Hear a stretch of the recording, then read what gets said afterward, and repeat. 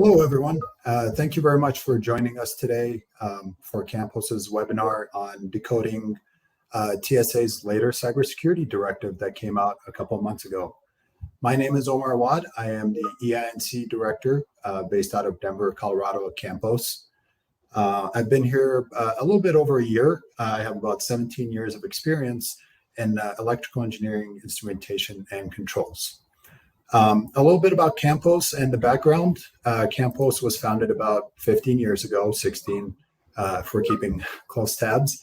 It started off as a pipeline integrity company and quickly evolved into a station's full EPC engineering and construction company. We have about 15 offices nationwide, what we decided to get into cybersecurity at the beginning of the year, just because we realized that we could build the entire facility, make sure all the controls, all the instrumentation is set up correctly, but we wanted to take it that step further and ensure that our clients had a truly secure and robust OT cybersecurity system that basically protected them from any threats out there, anybody trying to break in, any kind of bad actors. So with that, we decided to step into the realm and get certified in-house through ISA 62443, which is an international set of standards that's set up. It's a very vigorous process to get through all the certifications. And with us today is one of the experts, Josh Wild, who has over 14 years of experience as a controls engineer in multiple industries across the U.S. And he is, as I mentioned, a certified cybersecurity expert, and he's going to present on the latest cybersecurity directive that came out a couple of months ago.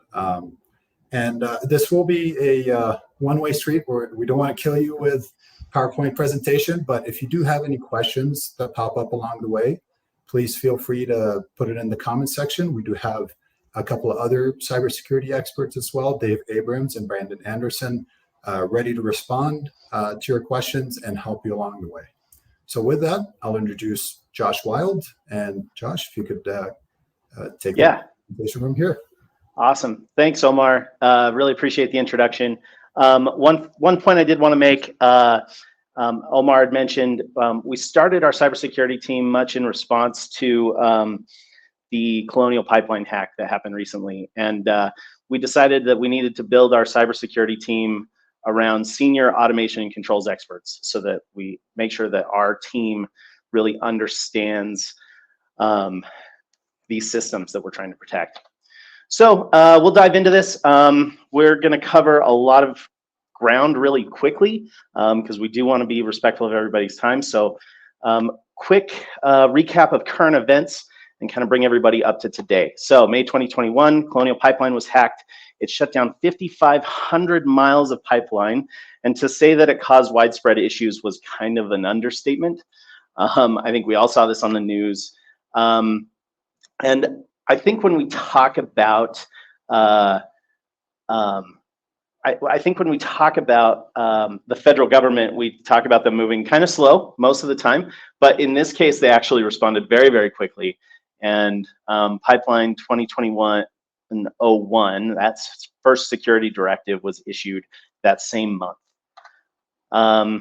July 2021, so just the following couple months later, President Biden issued a national security memorandum on improving cybersecurity for critical infrastructure. Along with that was an update to that security directive. And just so that you know, the 01 and 02 directives were very, very basic. I think it just some prescriptive reporting, like report within 12 hours, 24 hours, and then you should have something in place. That's basically what they said. Sidetracking just a little bit, a few months after that was issued, CISA went ahead and issued a directive to federal agencies requiring that they patch known exploited vulnerabilities.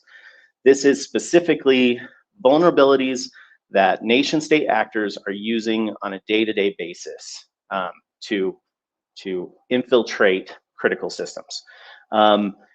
This is a little off topic from what we're talking about, but it does come into play with some of the standards that we'll see. in December 2021, TSA issued Security Directive Pipeline-2021-02C. And this was interesting for a couple of reasons. One, they issued it directly to pipeline operators. They wanted to keep it secret because 2021-02C is a sort of prescriptive laundry list of requirements. It says do X, Y, and Z to secure your system. And they essentially just grabbed all of the known industry best practices in sort of the IT space and said, do these and do them now. They gave very tight timelines.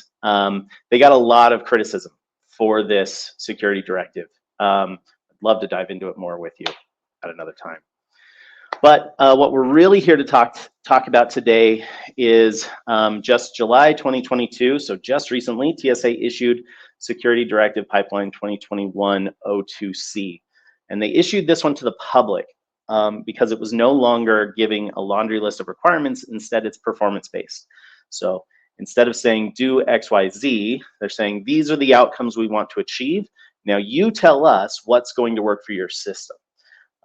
And in my opinion, it is a phenomenal step forward for our industry and for cybersecurity as a whole. So what's the purpose of this? We need to protect the national security, economy, and public health and safety of the United States and its citizens from the impact of malicious cyber intrusions affecting the nation's most critical gas and liquid pipelines. I like the wording here. That's why I put it in here directly. This is straight out of the directive itself. What it talks about in the directive and what it boils down to is at the end of the day, these pipelines feed into everything we do and everything we have at the most basic and beginning level. So after work, when you go to the grocery store, will there be formula on the shelf? When winter hits, will your house be warm? These are just basic things that we take for granted on a day-to-day basis. But when a pipeline is affected by a cyber attack, it can cause ripple effects through the entire economy. And those effects can take months or even years to settle out. And that's what we saw with Colonial. So what do owners and operators have to do? Fairly straightforward. There's three main requirements. First is establish an implementation plan. So outline the specific countermeasures you're going to use to achieve the goals that they've laid out, and a schedule for those outcomes to be achieved. Then establish and maintain an incident response plan. What are you going to do when the inevitable happens? At this point, a cyber attack is more of a matter of when than a matter of if. And then finally, establish a cybersecurity assessment plan. And this is how are you going to maintain your system long-term and continually improve. They want you to be proactive. And all of these, it goes without saying, need to be submitted to and approved by TSA. So what if we don't? What if owners and operators choose to ignore O2C and just continue about business as usual? Well, it's very simple. If we don't adhere to O2C, you will be held to 2021-02B. Remember that prescriptive laundry list of requirements that, that we talked about earlier. And that is effective today. That requirement exists right now, and you are being held to that. If they audit you today, that is what they'll follow. As I mentioned, it's sort of a one-size-fits-all solution. It is significantly more stringent than O2C. And one nice thing that they did do is they attached an amended list of requirements to the back of O2C. So you don't need to go hunt down O2B. You can just look up the current requirements, and it's right there in the back. It's like the last 6 or 7 pages. But one thing to be aware of is that they have allowed for fines, the highest level of fines available to TSA for this particular standard. So that boils down to $11,904 per day per violation, which is pretty significant, especially when you consider that they could view a violation as the application of a countermeasure per site. So if you have 100 sites and a single violation, that's 100 violations per day. Obviously, those fines can go up pretty quickly. Just to be aware, so far TSA has not proven to be overly litigious about this. They're not slapping people with heavy fines right now, but the writing is on the wall. This is coming. Okay, so establishing an implementation plan. Yeah, so the operator has the flexibility to achieve the outcomes in the most effective way for their system. So essentially what this boils down to, and what the requirement boils down to, is say what you'll do and then do what you say. So once you have created an implementation plan and set some priorities and some timelines and said, we will do things, we will do X, Y, and Z by these dates, that is what you'll be held to. So you'll no longer be subject to that appendix. Instead, they'll look at those requirements that you put in. One nice thing is that those mitigation strategies can all be they can all be risk-based. So you don't actually have to you don't necessarily have to apply every mitigation to every site. You can look at where your greatest risks are and focus on those locations. One thing, you know, is if Halloween needed to get any scarier, this is technically due by 10/25/2022. But as I was preparing for this presentation, I did reach out to TSA and did get confirmation from them that if you're not ready by 10/25/2022, you can absolutely request an extension. It does need to come from the owners and operators, but let us know if you need help with that, and we can help you get that request in place, because hopefully that'll give you a little bit of leeway, right? So that you're not held to that O2B. So let's talk about a couple of examples of the difference between the two standards. So passwords, one of the outcomes they want you to achieve is they want passwords across the board for everything, as much as possible. In O2B, it says for equipment within information and operational technology systems that do not permit password resets, update or develop a plan that identifies the equipment and provides a timeline for replacing the designated equipment. And the plan must be approved by TSA. So essentially what that is saying is put a password on it. If you can't put a password on it, get rid of it, and get rid of it soon. Okay. We all know that OT systems aren't the best at that. And we don't necessarily want passwords in all places for safety reasons and for operational reasons. So O2C says documented and defined mitigation measures for components of critical cyber systems that will not have passwords reset in accordance with the schedule defined by the preceding subparagraph and a time frame to complete those mitigations. So in this case, they're saying, hey, if you can't put in a password, just tell us what you're going to do instead and tell us why. Okay, and then give us a time frame for how quickly you can do that.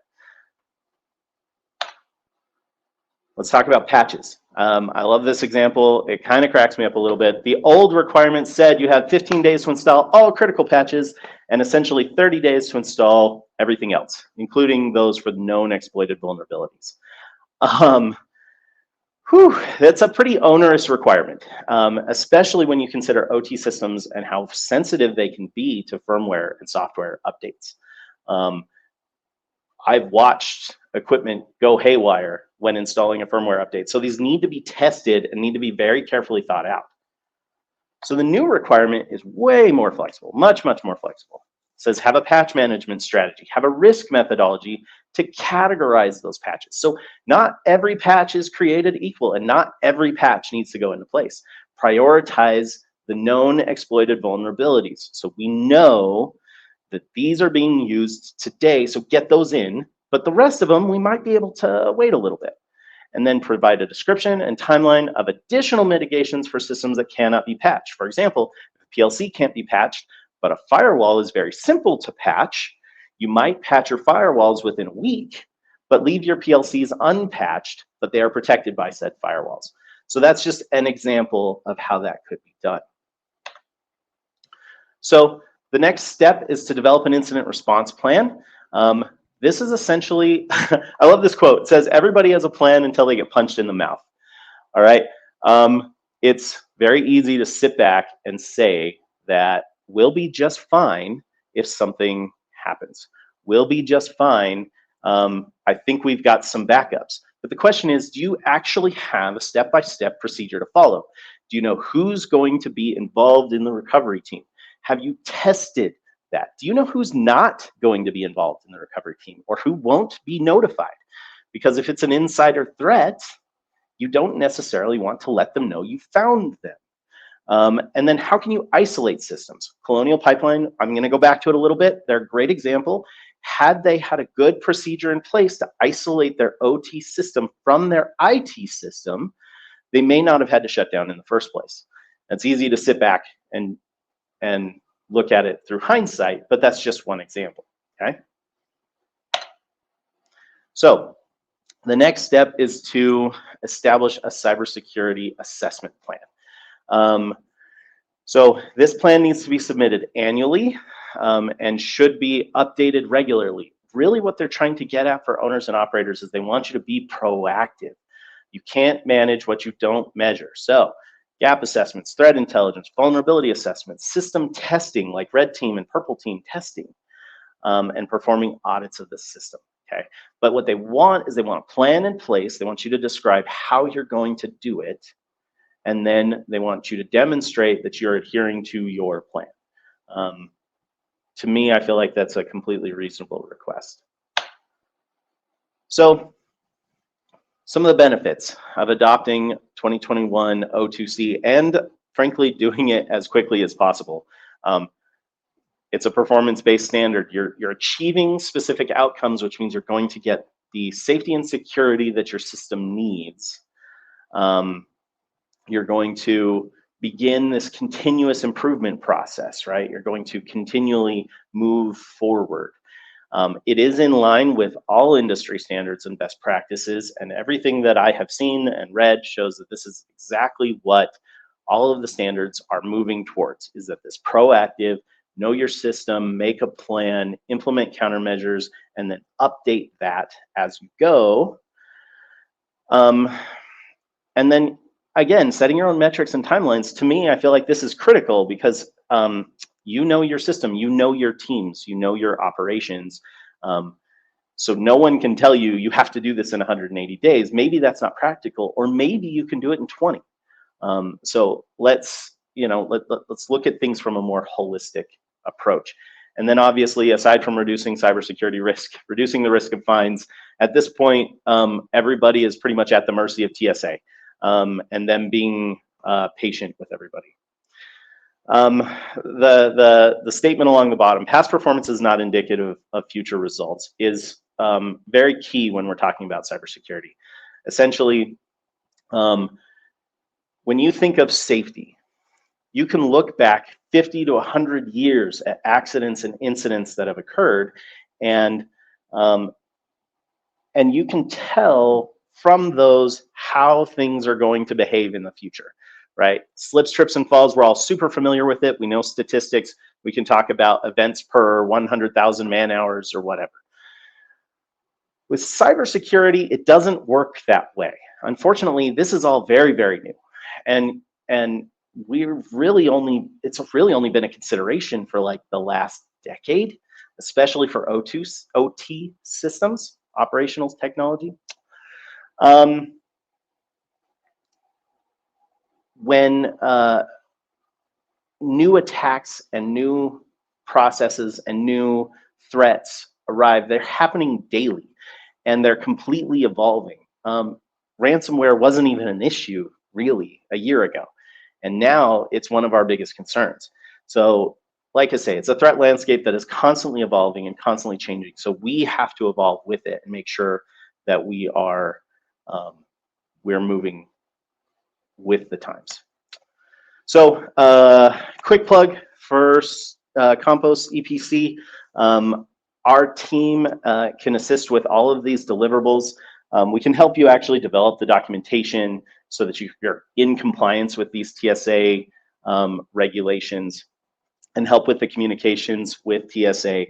One thing I do want to point out is that there's a good chance that you already have some of these things in place. You already have policies and procedures. You already have incident response plans, and that those can be integrated with your cybersecurity plans, and you don't need to start from scratch. But we can help you develop these using risk-based methodologies. And then ultimately, we can also help you with the implementation and putting these into practice. Helping you update software and firmware, helping you install equipment. Because we're a full EPC organization, we're actually able to assist from cradle to grave for all of these systems. So that's all I had today. Turn it back over to Omar. We can take some questions. Love to hear any comments or questions that you guys might have. Thank you very much, Josh. I really appreciate that quick rundown of the directive. Obviously, we've covered a lot of in this topic in a short amount of time. Our goal is to educate here. We are part of cybersecurity consulting, so we do work to understand what our clients' needs are, and then also figuring out how to match and exceed TSA requirements. So basically, that was the main goal of this presentation here and our webinar. Obviously, the conversation continues. I'm always reminded of something my home security person told me, is that when do you think is the day that most people install a home security system? It's usually the day after they're broken into. So it is definitely a major undertaking, but we are here to help. We are here to support, and we're here to guide you through it all to make sure you don't get fined and TSA doesn't put a target on your back. Our email is up on the screen, otcybersecurity@Campos EPC. Please feel free to reach out, but at this point as well, I'm gonna wait for some questions to pop up here, and Josh, if you could help me answer them. Yeah, I did notice there's one in the chat. It says IIoT for EPC applications would expose cybersecurity threats such as the ones you're describing. How would these new regulations cover the topic of IIoT? So what's fascinating about the standard is that it is, like I said, it is performance based. So you have to consider the system as a whole, right? So they want multi-factor authentication, they want passwords, they want firewalls, et cetera, right? They want access control, they want restricted data flow, et cetera. So what ends up happening is when you're developing the system, you include those IIoT assets in your network architecture and your zone and conduit model, and you treat them as a cybersecurity zone. And then you can evaluate their criticality, right? What do they actually have access to? What don't they have access to? Checking their vulnerabilities, making sure you've got the right protections in place. So yeah, you just consider it as part of the overall architecture for the system. And you may find that maybe there's too much risk, or maybe you need to limit what those tools are capable of doing.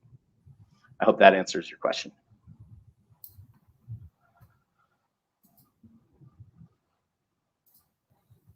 Excellent. Thanks, Josh. I received a direct message here with a question, but I'd like to bring it up as well. It seems like the shift from O2B to O2C is relaxing the requirements that might make our O2 systems less safe. Why would TSA do this? So yes and no. It does relax the cybersecurity requirements to a certain degree. However, O2C requires you to look at the system holistically.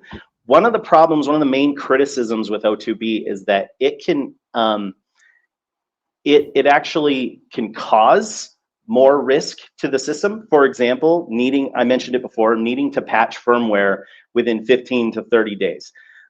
Let's say you've got 100 remote sites and somebody needs to access those sites in order to do the firmware updates. Now, your team has to scramble to do the patches, and you don't necessarily have adequate time to test the response. So what would be better, and what I would recommend following O2C, would be to set up a lab environment, test patches over a certain time frame. You may want to give them 15, 30, maybe 60 days to run in and make sure that it's safe, and then go and push those patches out to critical systems. And then for non-critical systems, you may just want to wait until the next, maintenance outage. So yes, it is relaxed, but you're also reducing risk because the requirements in O2B can cause risk. So. Yep. Excellent. Now's a good time to also bring up that we do have our automation labs based out of Denver and Salt Lake City as well. Part of our alignments to our clients is that we try to essentially order the same equipment and set up the same equipment, test them as well. So we do have essentially a sandbox that we play in that is very isolated. So we could, if clients are even interested in new technology or testing out new technology before rolling it out, we are very well equipped to test it out on your behalf, even bring it into the lab, do all kinds of pen testing, any kind of issues that you might foresee, we could test it out before rolling it out into the real world. Excellent. I will give it a couple more minutes here to see if any more questions pop up.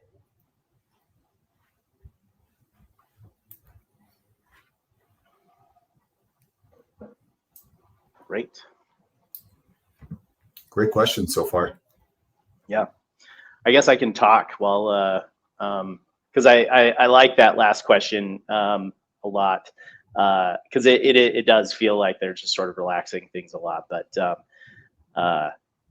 we see similar issues with and I mentioned passwords, and so I'm kind of going back to the previous example, but if an operator gets to a site, they may want HMIs to not be password protected so that they can quickly respond to a dangerous situation.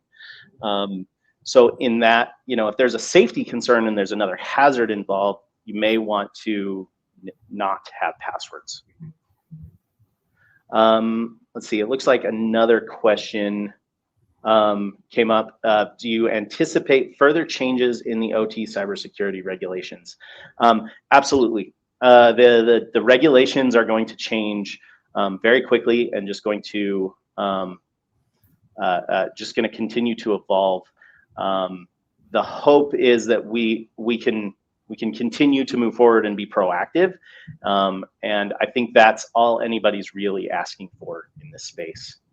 So to add to that, interestingly enough, what I had heard is that O2B came out last year, but it was sent out essentially in secret. The government wanted to release it without getting attention to any kind of threats or bad actors out there. So they tried to release it directly to the operators. That didn't really gain a lot of traction. So what they did was O2C is that they made it very public, got everybody's attention, definitely got our attention, plus a lot of operators out there, but they also got the attention of threats and bad actors that are out there. So it's always a double-edged sword. And to answer your question that's popped up here is, where can I find known vulnerabilities? CISA's website actually does post up known vulnerabilities. The way I understand it is that they post it up on every 2 days. Is that correct, Josh?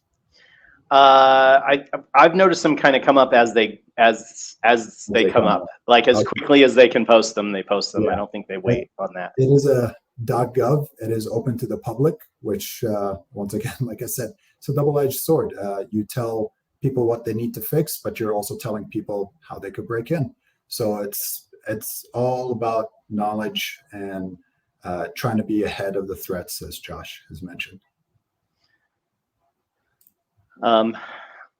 We might have another couple of questions. I don't know if we want to. I assume we want to avoid going over time. Yeah, I do want to be cognizant of everybody's time, and I thank you very much again for joining. What we're going to do is we're going to leave this open. So if you do have any questions, please feel free to send it. We're going to summarize all the questions and answers that we have and send it out to all the attendees. At the same time, if you have a specific question for yourself and your company, if you want to take the conversation further, please feel free to reach out to us at otcybersecurity@camposepc.com. We are more than happy to help, and looking forward to a lot of collaboration along the way. Awesome. Very much. So So if I can keep answering questions, I will. Sorry, I love this stuff. So I appreciate it, Josh. I think we'll cut it here, and then we will respond back in emails. Great. Okay. Excellent. Thank you very much. Thanks, everyone. Thank you, everyone. Goodbye.